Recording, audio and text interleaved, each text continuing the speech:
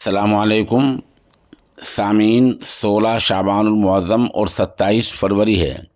ख़बर का उन्वान है राज्यसभा चुनाव आज। राज्यसभा यानी ईमान बाला की 15 सीटों पर आज चुनाव हो रहे हैं। इनमें 4 सीटें कर्नाटक में हैं, 1 हिमाचल में है और 10 सीटें उत्तर प्रदेश में हैं। बता दें कि इन सीटों के लिए मेंबरान असम्बली ही वोट डालने के मुजाज हुआ करते हैं, वही वोट डालते हैं। मसला यहाँ आकर फंस गया है उत्तर प्रदेश में, ख़ास तौर से कि उत्तर प्रदेश में राज्यसभा की 10 सीटें हैं। जैसे मैंने बताया कर्नाटक में 4 हैं, 1 सीट हिमाचल में है। उत्तर प्रदेश में 10 सीटें हैं। 10 में से बीजेपी के पास जो फ़िलहाल मेंबरान असम्बली हैं उनकी तादाद के लिहाज से बीजेपी के 7 उम्मीदवार कामयाब हो सकते हैं और समाजवादी पार्टी के 3 उम्मीदवार कामयाब हो सकते हैं। इस तरह मसला 1 नंबर में है। लेकिन बीजेपी ने 7 के बजाय 8 उम्मीदवार मैदान में उतारे हैं।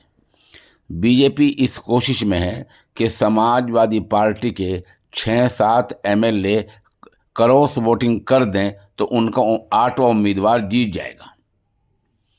बताया जा रहा है कि जो तादाद मतलूबा है, वोटिंग की जो तादाद चाहिए, उनमें बीजेपी के पास 8 मेंबरान असम्बली की कमी है। अगर समाजवादी पार्टी के 8 एमएलए क्रॉस वोटिंग कर देते हैं, यानी अपनी पार्टी के उम्मीदवार को छोड़कर बीजेपी के उम्मीदवार को वोट दे देते हैं, तो बीजेपी 7 की बजाय 8 सीटें उत्तर प्रदेश में जीत जाएगी। और अगर वो वोट नहीं देते हैं और अपनी पार्टी समाजवादी के साथ ही रहते हैं तो फिर बीजेपी 7 जीतेगी उत्तर प्रदेश में और समाजवादी पार्टी 3 सीटें जीत जाएगी। लेकिन मुकाबला सख्त है।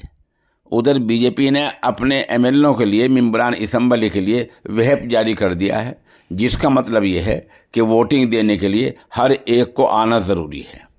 समाजवादी पार्टी ने पूरा जोर लगा रखा है कि उसका कोई एमएलए इधर से उधर ना चला जाए। बताया जा रहा है कि 24 घंटे पहले अखिलेश यादव ने अपने मेंबरान असम्बली को खाने पर बुलाया था। इस खाने वाली दावत में 6-7 मेंबरान असम्बली नहीं आए हैं। शुबा यही हो रहा है कि कहीं उनका वोट बीजेपी को ना चला जाए। बहरहाल जोड़ तोड़ जारी है। बीजेपी ने कहा है कि हमारे सारे मेंबरान असम्बली एक साथ इकट्ठे होकर जाएंगे और उन पर ये लोग निगरान होंगे। उधर समाजवादी पार्टी ने भी ऐसा ही हुक्म जारी किया है और उसके मेंबरान असम्बली भी 5-5 की चढ़ के टोले में जाएंगे। अभी 2 दिन पहले एक ट्रेनिंग कैंप भी लगा था जिसमें सारे मेंबरान असम्बली हर पार्टी के पहुंचे थे। उनमें कुछ मेंबरान असम्बली को वोट देने का तरीका भी नहीं पता था और वोट गलत पाए गए थे। ये ट्रेनिंग होती है। तो अगर कुछ मेंबरान असम्बली के वोट गलत चले जाते हैं फिर भी मामला गड़बड़ा सकता है। बहरहाल वोटिंग शुरू होने जा रही है और 4-5 बजे तक ये वोटिंग होगी और आज शाम में ही देर शाम तक इसके नतीजे सामने आ जाएंगे। कर्नाटक में ज़्यादा बड़ा मामला नहीं है, हिमाचल में ज़्यादा बड़ा मामला नहीं है। असल जो मुकाबला और सारा जो अखाड़ा है वो उत्तर प्रदेश में है। अब देखना ये है कि योगी आदित्यनाथ अपने ऐलान के मुताबिक 8 उम्मीदवार कामयाब करा पाते हैं या 7 ही उम्मीदवार रह जाते हैं और समाजवादी पार्टी के 3 उम्मीदवार कामयाब होते हैं या नहीं होते हैं। आप हमारे साथ बने रहें। खबर जैसा अपडेट होगी हम इंशाल्लाह आपको उससे मुत्तला करेंगे।